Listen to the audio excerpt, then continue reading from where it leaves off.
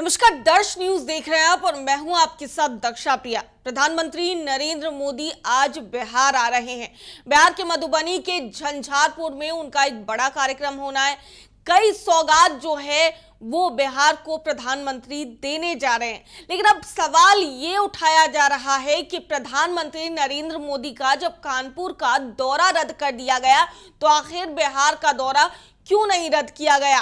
बिहार में इस साल चुनाव होने वाले हैं और इसके मद्देनजर तैयारियां जो है बीजेपी की वो जोरों पर है। ऐसे में मधुबनी के झंझारपुर में कार्यक्रम का आयोजन किया गया है और इसको लेकर के आरजेडी ने सवाल उठाया है।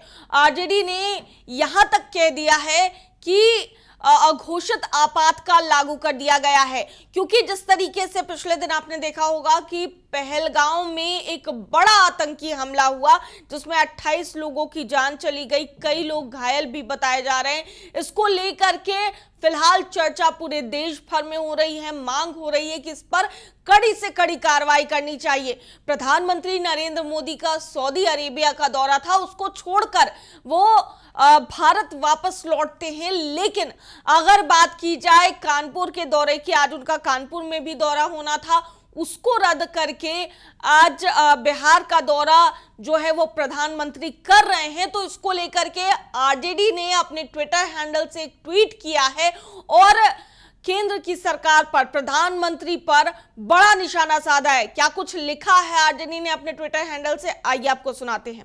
पहलगाम आतंकी हमले के मृतकों की चिंता में अभी आग भी नहीं लगी है, लेकिन देश के प्रधानमंत्री कल बिहार आकर चुनावी प्रचार और भाषण करेंगे, क्योंकि बिहार में इस वर्ष चुनाव है। नीतीश बीजेपी सरकार बीडीओ, डीटीओ, डीएम, एसपी इत्यादि पर भीड़ लाने का अत्यधिक दबाव बना रही है। सरकार के आदेश पर अधिकारी भीड़ जुटाने और लाने के लिए पंच, सरपंच, वार्ड समिति और मुखिया को डरा धमका रहे हैं। उन्हें मधुबनी जाने के लिए बाध्य किया जा रहा है।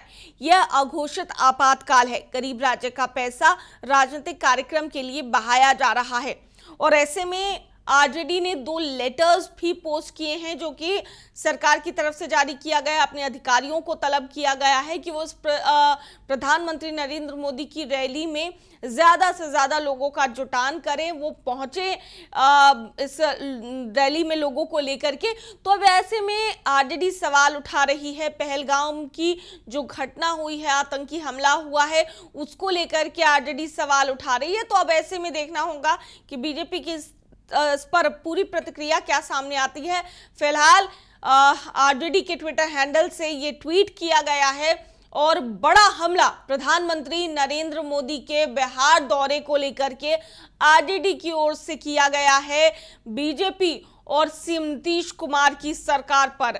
अब देखना होगा कि प्रतिक्रिया क्या कुछ सामने आती है। फिलहाल उनका दौरा होना है। अभी से कुछ ही समय में प्रधानमंत्री नरेंद्र मोदी बिहार की धरती पर होंगे और मधुबनी के लोगों को संबोधित करेंगे। कई परियोजनाओं का वो शिलान्यास करेंगे। ऐसे में इससे ठीक पहले पहलगाम की घटना होती है और इसको लेकर के भी आरजेडी किस कदर हमलावर है आप सुन रहे थे।